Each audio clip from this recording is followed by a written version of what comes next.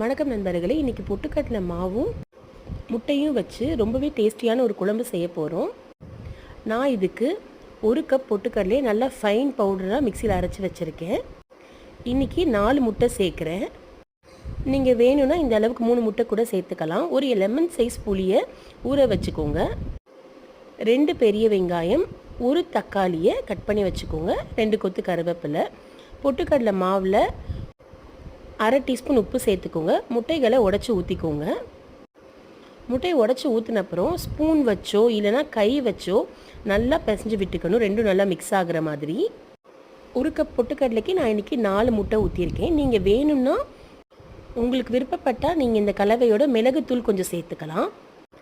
இப்போ இட்லி தட்டில் துணி விரித்து இந்த முட்டை பொட்டுக்கடலை மாவை கையாலே இந்த மாதிரி எடுத்து வச்சுக்கோங்க. 10 நிமிஷம் மீடியம் ஃப்ளேமில் வேக வச்சிங்கனாலே நல்லா உப்பி இந்த மாதிரி வந்துடும். இதை சும்மாவே சாப்பிட பன்னீர் மாதிரி ரொம்ப டேஸ்ட்டாக இருக்கும். பக்கத்தில் இன்னொரு கடாயில் 2 டீஸ்பூன் நல்லெண்ணெய் ஊற்றிக்கோங்க. கடுகு வெந்தயம் போட்டு பொரிஞ்சதும் நம்ம வெட்டி வச்சுருக்கிற வெங்காயம் அப்புறம் ஒரு அரை டீஸ்பூன் கல்லுப்பு சேர்த்து நல்லா வதக்கிக்கோங்க.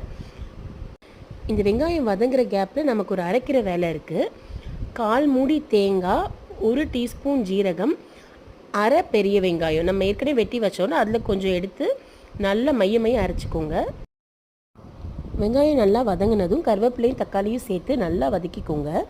இந்த குழம்பு எங்கள் ஊர் சைடு நிறைய குழந்தைங்க இருக்கிற வீட்டில் அந்த காலத்தில் முட்டை எல்லாருக்கும் வாங்க முடியாத சூழ்நிலை அப்போது இந்த மாதிரி பொட்டுக்கடலை மாவோடு சேர்த்து செய்வாங்களாம். சாதாரணமாக உடச்சி ஊற்றுற முட்டை குழம்பை விட இது ரொம்பவே டேஸ்ட்டாக இருக்கும். இப்போ வெங்காயம் தக்காளி வதங்கினதும் 1 டீஸ்பூன் மஞ்சள் தூள், 1/2 டீஸ்பூன் மிளகாய் தூள், 3 டீஸ்பூன் தனியாத்தூள் சேர்த்து ஒரு 30 செகண்ட் அடுப்பை லோ ஃப்ளேமில் வச்சுட்டு வதக்கிக்கோங்க. இப்போ கரைச்சி வச்சுருக்க புளி தண்ணியை இதோட ஊற்றிக்கலாம். மசாலாவை நல்லா கிண்டி விட்டுக்கோங்க. லேசாக சைடில் நுர வர ஸ்டேஜில் நம்ம அரைச்சி வச்சுருக்கிற தேங்காய், ஜீரகம், வெங்காய பேஸ்ட்டை இதோட சேர்த்துக்கணும். இந்த ஸ்டேஜில் நீங்கள் தண்ணி உப்பு பார்த்து அட்ஜஸ்ட் பண்ணிக்கோங்க. உங்களுக்கு குழம்பு எவ்வளோ வேணுமோ அந்தளவுக்கு நீங்கள் தண்ணி சேர்த்துக்கலாம். இந்த டைமில் நம்ம அந்த வேக வச்சுருக்க முட்டையை சின்ன சின்ன க்யூப்ஸ், அதாவது பன்னீர் க்யூப்ஸ் மாதிரி நல்லா கட் பண்ணிக்கோங்க. நான் முன்னாடியே சொல்கிற மாதிரி இது சும்மாவே சாப்பிட ரொம்ப நல்லாயிருக்கும். இப்போ குழம்பு கொதிக்கும் போது இதை போட்டுட்டு ஒரு 5லேருந்து 7 நிமிஷம் குழம்பு கெட்டியாகி வர வரைக்கும் அடுப்பை மூடி போடாமல் குக் பண்ணிவிட்டு உங்கள் வீட்டில் கொத்தமல்லி இருந்துச்சுன்னா நீங்கள் தூவி இறக்கலாம். இந்த குழம்பை நீங்களும் ட்ரை பண்ணி பார்த்துட்டு எப்படி இருந்துச்சுன்னு கமெண்ட்டில் சொல்லுங்கள்.